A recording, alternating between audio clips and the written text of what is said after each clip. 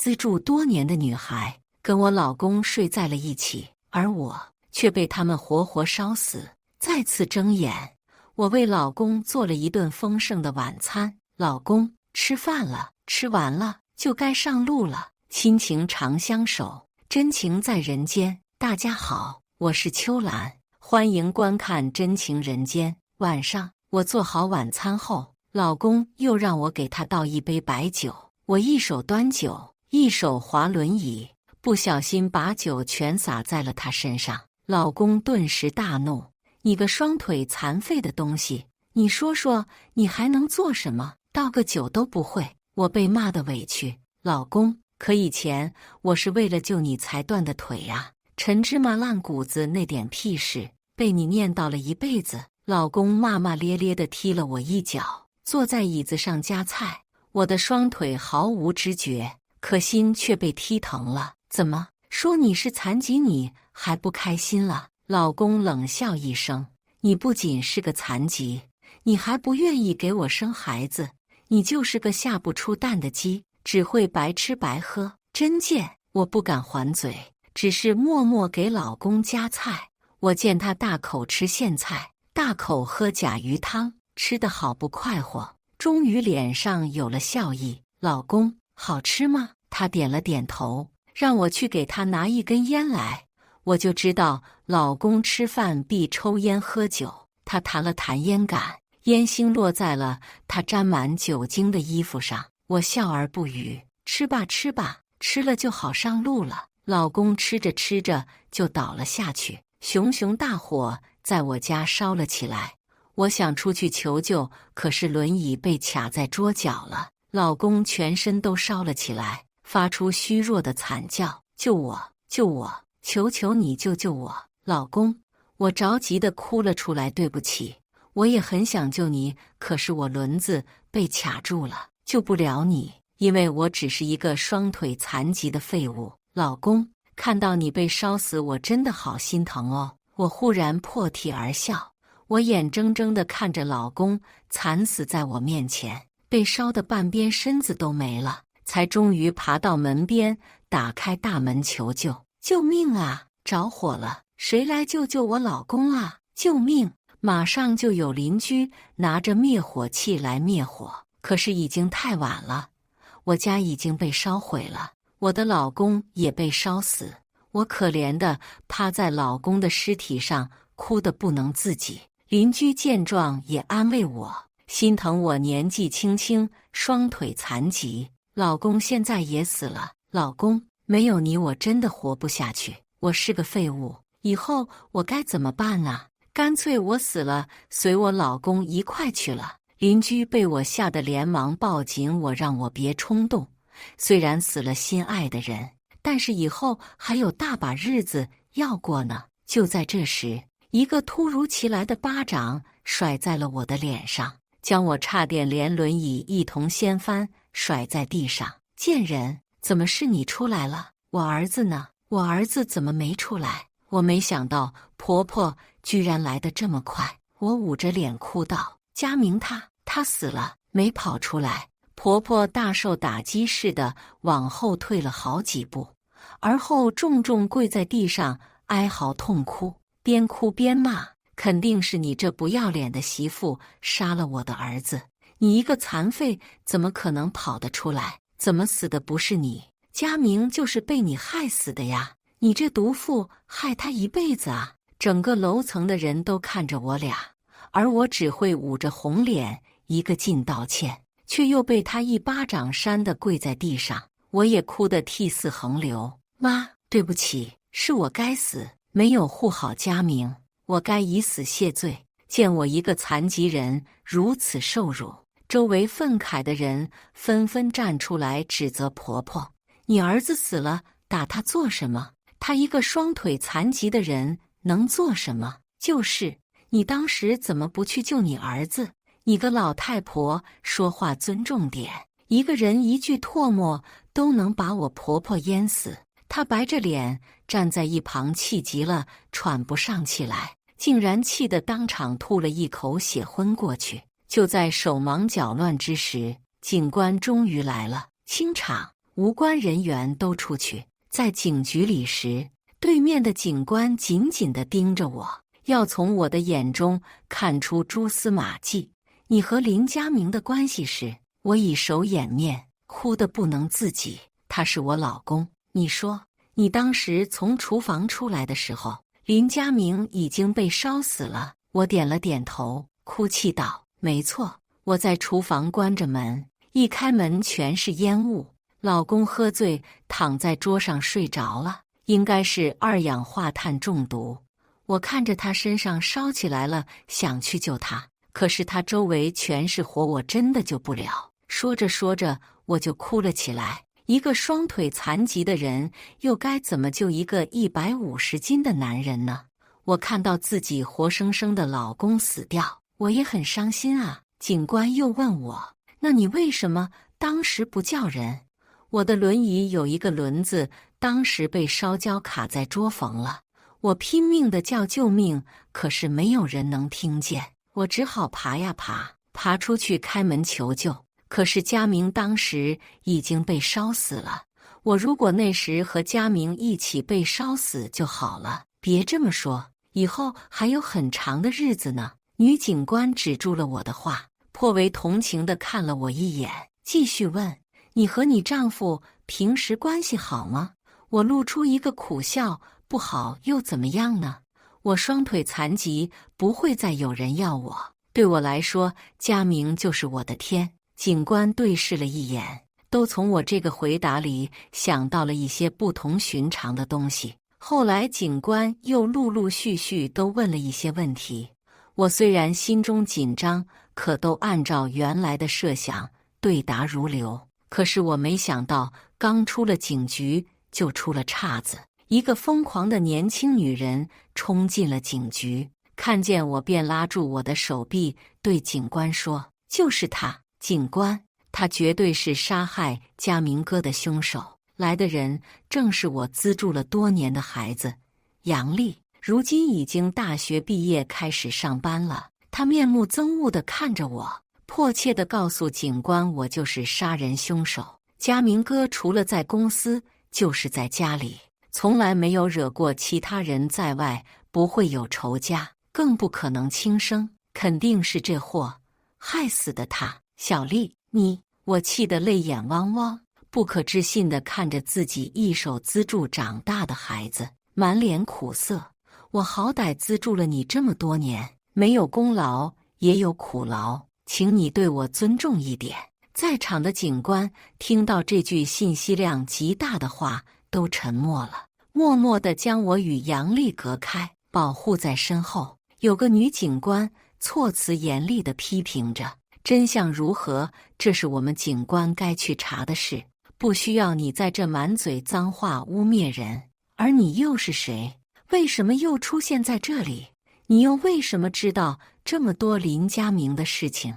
看见警官已经对杨丽起疑，我心中一笑，好戏终于来了。小丽和林佳明是什么关系？要不是我上辈子死过一次，可能都不敢相信自己资助多年的孩子早就和我老公在一张床。那天我心血来潮去小丽家里找她，没想到敲了半天门也没人来开。不对，明明灯是打开的。当我拿着备用钥匙打开门，熟悉的暧昧声落入耳中，一股恶心涌上心头。更令我震惊的是，其中一个人的声音正是我多年的枕边人。他哪有你好？你年轻又漂亮，而他就是个残废。我当初不就是图他家的钱吗？他爸死得早，留了这么多钱给他一个人，哪花得完？他不愿意给我生娃，你给我生一个好吗？丽丽，我僵在原地半晌，心中又恶心又震惊，一股莫大的被背叛的感觉刺伤了我的全身。我的丈夫，是我曾经救了他一条命，也是我让他能在连城安身立命，要不然他这辈子都是个穷光蛋。我的受助人小丽，是我把供他上大学，是我给他找工作，就连这套房子都是我送给他的。现在他俩搞一起了，荒唐，简直太荒唐了。我不敢相信自己的双眼，夺门而出。可没想到，还等不到我清理思绪，接下来该如何是好时，林家明就在一个雪夜，一把火烧死了我。我临死时还趴在地上抓住他的裤脚，求他救救我。他冷漠地一脚踩在我残疾的腿上。能怪谁呢？要怪只能怪你当初为什么要救我？只有你死了，你爸留给你的所有遗产才会落到我的头上。你又不愿意给我家传宗接代，我要你干嘛？毫无价值的废物！他关上了那扇铁门，然后反锁，任由我在里面被活生生烧死。疼，好疼啊！我死后，林家明继承了我的遗产，风风光光迎娶小三入门，吃香喝辣的，半辈子不愁。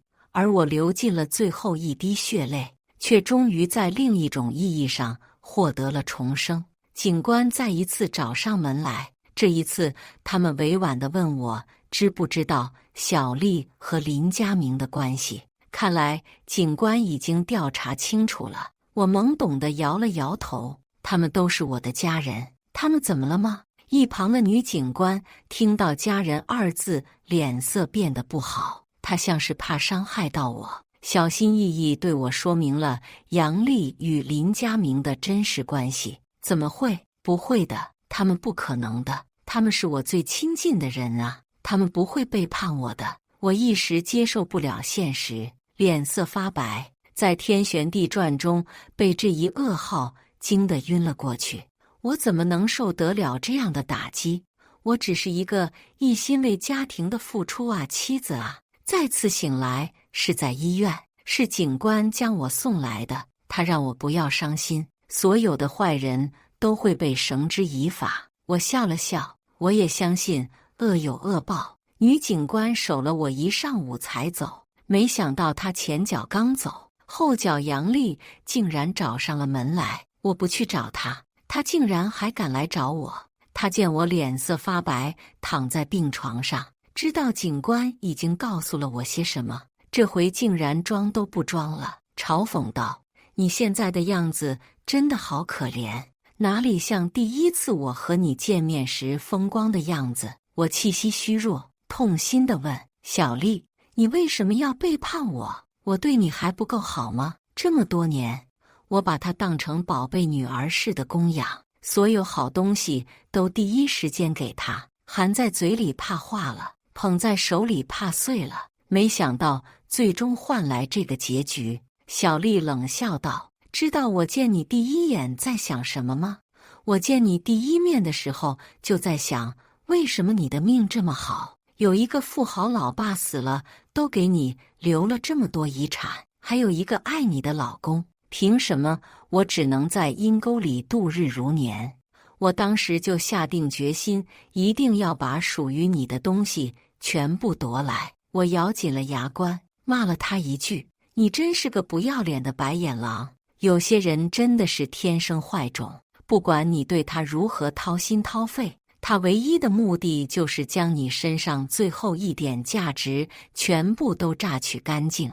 我当初为什么会如此眼瞎去资助这样的坏种？”小丽笑着承认道：“对，我就是白眼狼，见不得你好。不过你现在已经失去了全部，不过就是一个废人，还是嫌疑人，已经不配让我多看一眼了。你真狼狈啊！”不，我打断了他的话，举了举自己的手机：“你知道吗？给钱的永远都是你娘。我能培养你，我也照样能毁了你。”在小丽疑惑和惊恐的表情里，我反手就将他和林家明聊骚的聊天记录和视频转发进了他的工作群里。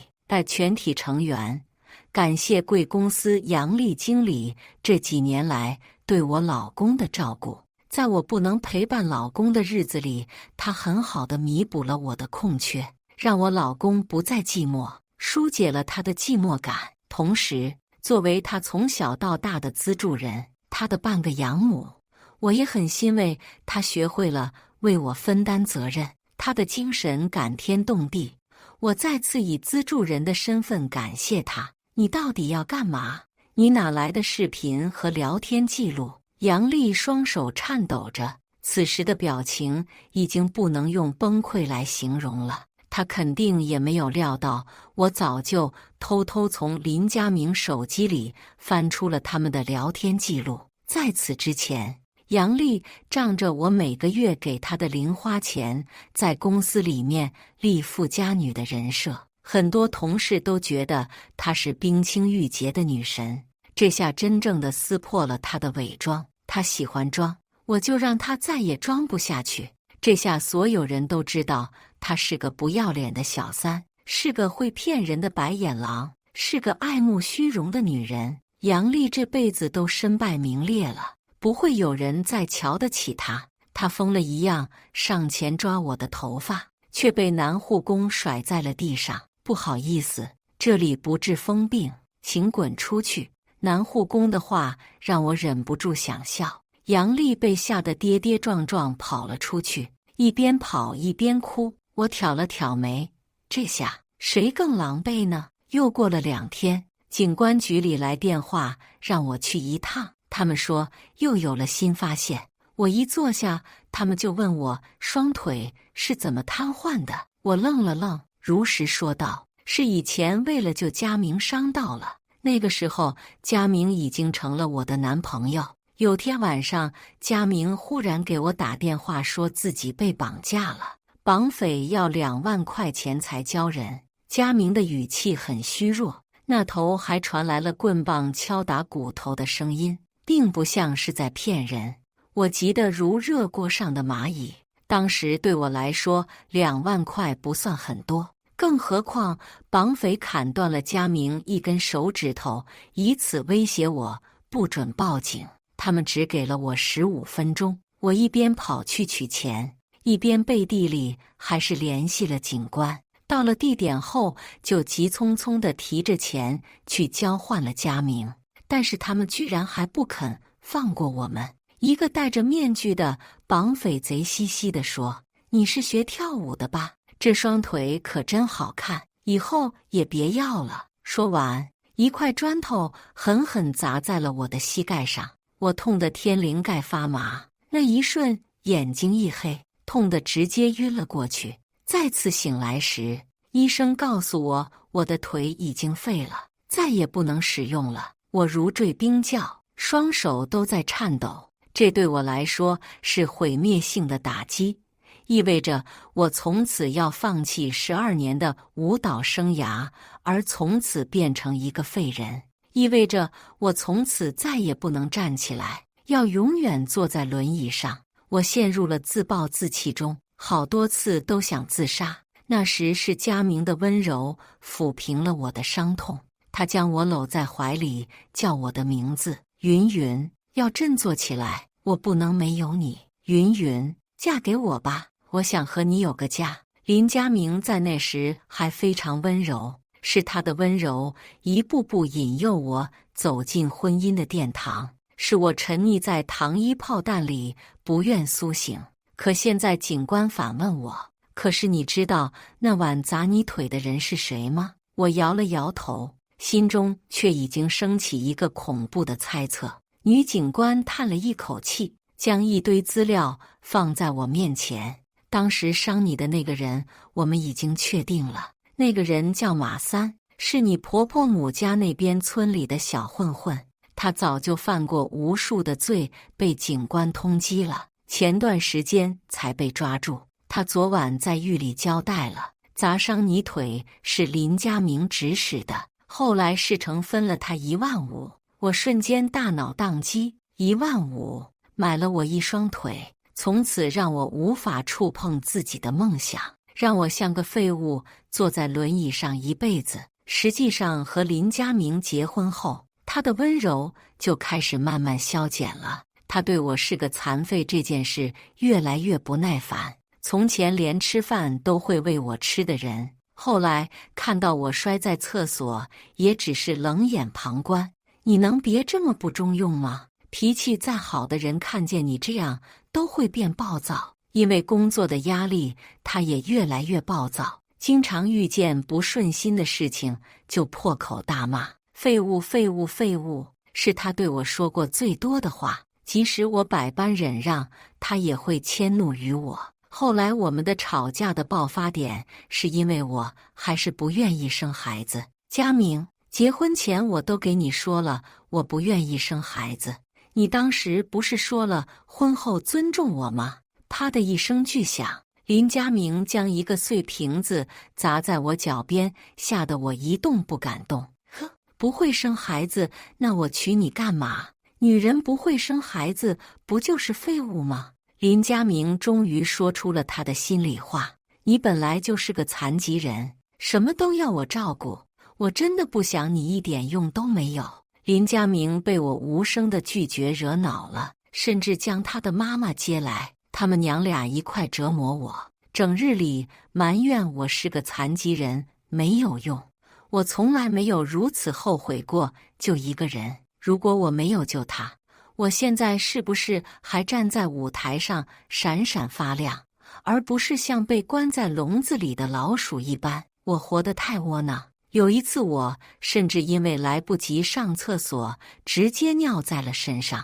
婆婆嫌恶地看了我一眼，威胁着说：你也不想后半辈子人不人鬼不鬼的活着吧？想要我们对你好一点可以，只要你给我生一个孙子就行了。生一个孙子，孙女不行，要一直生出孙子为止。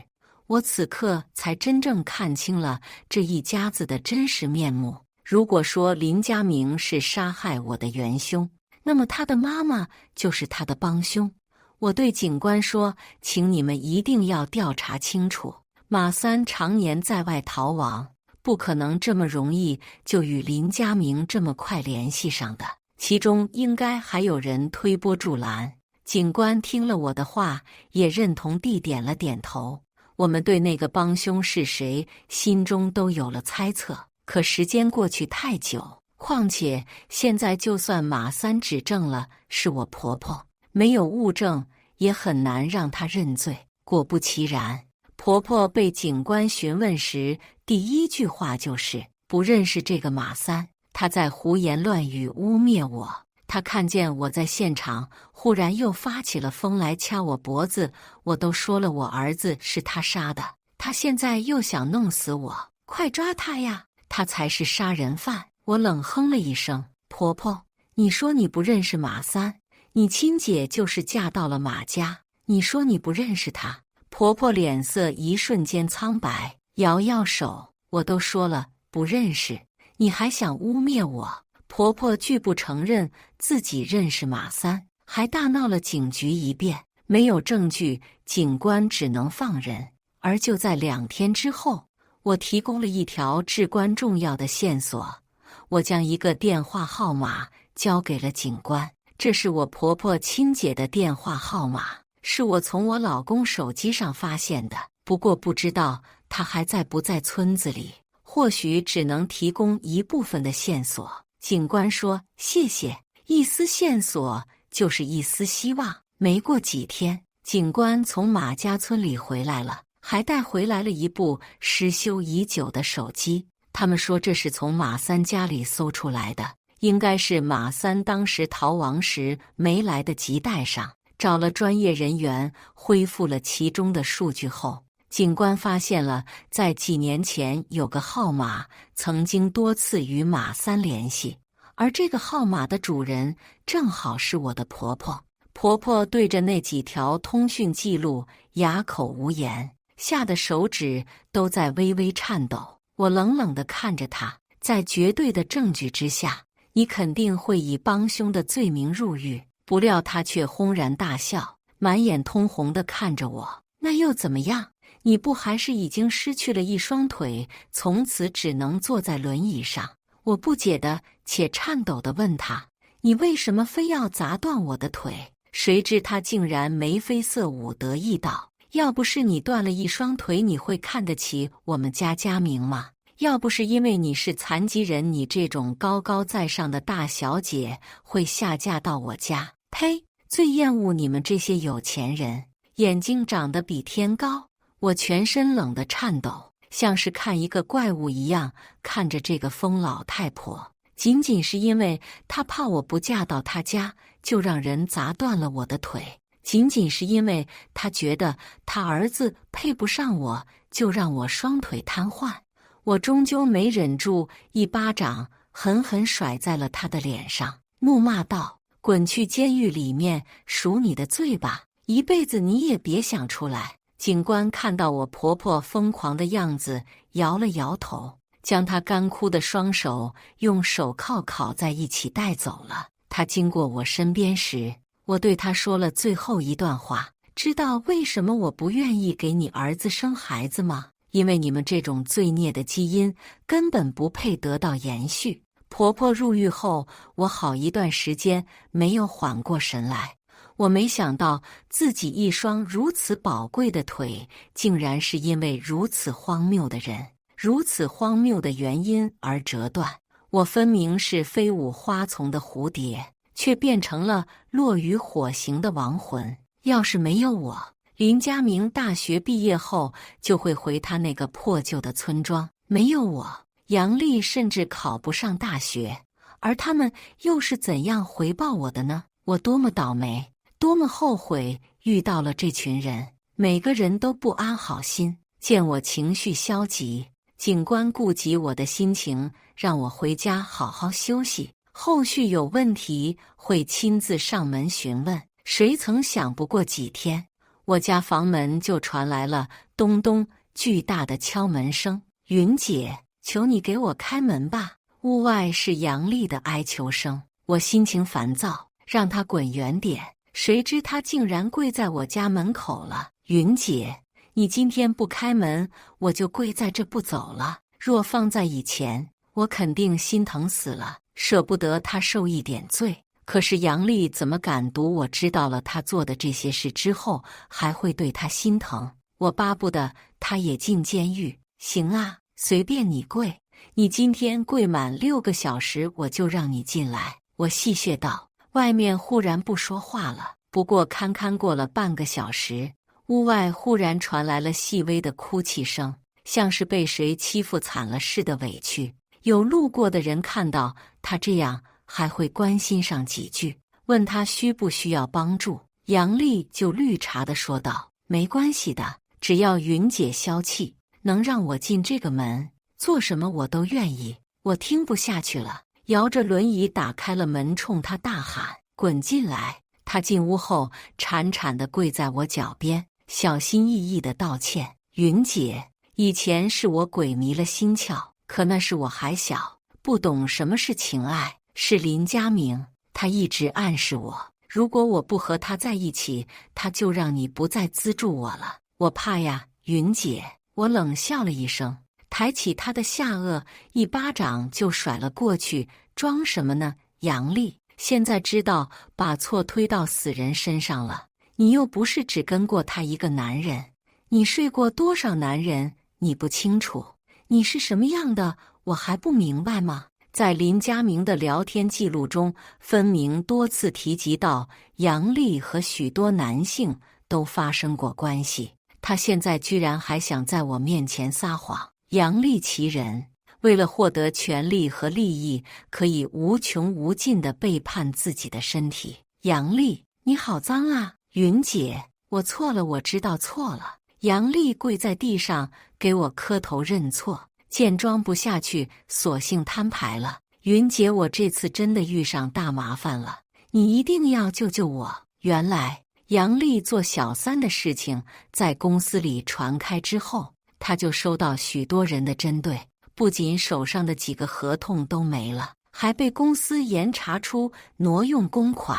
这次来就是找我借钱的，不多，只要200万。云姐，这对你来说就是9牛1毛吧？200万不多。我冷笑一声，没我的话，你就是一个连5块钱的饼都吃不起的学生罢了。你现在真是把自己当富家女呢？这些年还没赚够吗？钱，我是一分没有。你要滚，从门口滚！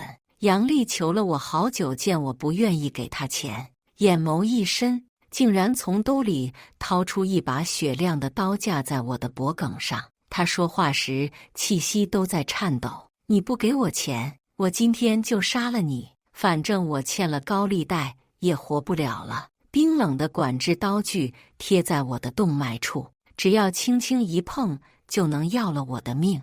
我没想到杨丽竟然会和我走到今天这个场面，我也没想到她竟然真的会动了杀心。我叹了一口气，眼眶湿润了。杨丽，你可知我当初为什么要资助你？我培养你时又是把你看作什么？当初我断了双腿后，再也不能跳舞实现梦想了。直到我看见了杨丽脏兮兮的脸贴在教室窗户上，看着里面的老师上课，那双眼睛里面满是对知识的憧憬，像曾经追梦的我。你见我的第一眼，想要取代我，拿走我的一切，可我看你的第一眼，早已把你当成另一个我。我想让你不要像我一样困在轮椅上，我想你飞起来，而你却做了些什么？杨丽的手开始颤抖，泪水掉在了我的手背上。直到此刻，她的心被我一遍遍鞭策，她才开始真正忏悔。云姐，我嘣的一声巨响穿透我家玻璃，我吓得抬眸时，只见一颗子弹正中杨丽的眉心。我僵在原地。警官此刻破门而入，确认被劫持人未受伤害，而我耳边除了警笛声，还有杨丽最后一句未完的话。她倒在血泊里。云姐，我错了。杨丽死了，婆婆进监狱了，林家明也死了，这个家里从此就只有我一个人了。我却丝毫不觉得孤单，只觉得从前禁锢我的铁链终于崩裂开来。我再一次划着轮椅，准备去以前的舞蹈室里面看看。刚到电梯口，一个温和的声音传来：“我来帮你吧。”我转头一瞧，原来是隔壁家邻居。在我家着火时，他是第一个拿着灭火器冲进来的。我没有拒绝他帮我推轮椅，低着头说了一句谢谢。在路上的时候，他问我：“哎，你是不是以前在安大舞蹈团待过，跳舞的那个？”我心脏一跳，你怎么知道？他不好意思地说：“我以前在安大读书，是摄影社的成员，每次表演的照片都保存下来了。之前我翻照片的时候，刚好认出你来了。原来如此，我和他竟然还是校友。你那个时候跳的舞真的很漂亮。”他真诚地夸赞我，我那还有几卷你们舞蹈社的录像带。我的心脏砰砰地跳动起来。舞蹈社，多久没有听到这个名字了？那是我的青春，也是我的巅峰时期。正当我准备向他寻求这几卷录像带时，我的手机忽然响了，是派出所的。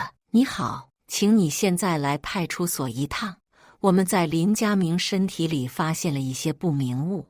我心中一咯噔，该来的还是来了。我面前坐着2位警官，他们看起来很温和的样子。没事，不需要紧张，只是一些简单的问题。我泪眼婆娑，痛苦道：“请问我老公身体里到底检查出了什么？”2位警官将法医鉴定报告单放在我面前。我们检查出了林家明身体内有一些毒素，但是并不是药物造成的。我们初步断定是食物中毒，也就是说，可以怀疑在林家明被烧死之前，他就已经中毒不能行动了。我捂住嘴，睁大双眼。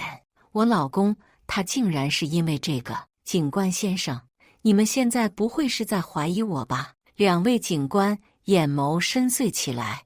我们并不是说一定是因为食物中毒，林家明才在火灾来临时无法动弹。毕竟你说当时你出厨房时他已经昏迷了，我们只是推出这种猜测。你可以提供你们当晚的菜品吗？我吓得全身颤抖，连忙点了点头。当我报出苋菜和甲鱼时，2位警官都皱紧了眉头。这2样不能放在一起吃，会造成食物中毒。我不知道，是我害死了老公吗？我情绪激动了起来，崩溃的哭泣。两位警官见状，连忙安抚我，因为现在无法估计林家明到底食用了多少这2样菜品，所以也无法估计食物中毒的程度是不是足以让他昏迷。对不起，是我害死了老公。我哭得全身颤抖，嘴里一直叫着老公的名字，像是下一秒就要死了一样。警官见状，也只能送我回家，待他们的身影都消失不见。我冷下了面容，就算查出食物中毒又怎样？谁知道林家明到底是因为食物中毒，还是2氧化碳中毒而无法动弹死在火里呢？况且，就算因为食物中毒又怎样？难道是我逼林家明吃那2道菜的吗？所有的痕迹都被毁灭在那场灾难里，而存活下来的只是我这个可怜的残疾的妻子罢了。最终，因为整个案件证据不足，无法指向他杀，林家明的死被定为意外死亡。最终判定结果出来那天，我愉悦地敲响了隔壁邻居的大门。他一见是我，有些意外。我来看看你说的录像带。他连忙将我推了进来，有些手忙脚乱的样子。啊，在那，都放好了的。我看着厚厚一叠藏在柜子里的录像带，上面一点灰尘都没有，一看就是精心呵护过的。看吧，都在这里了。我小心翼翼地问他：“你能帮我放一下这个录像带吗？我不太方便。”高大的男人笑了笑：“好，那晚安。”我靠在邻居的沙发上，看完了整整5盒录像带，看得眼泪横流，心中五味杂陈。电视屏幕上的我还在热烈地跳舞，挥舞着自己的青春。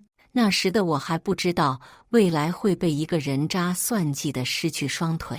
邻居见我哭得伤心，给我倒了一杯温水，问我：“你的腿以后还能恢复吗？”自然是不能了。双腿已经瘫痪多年，里面的神经和肌肉都已经萎缩，再也看不出曾经美好的模样。邻居说：“我其实会一点按摩，以后你的腿如果难受了，我可以帮忙。”我被这份善意和关心打动了。这些年的所有遭遇，让我见识到了世间冷暖，也看到了对残疾人的不公。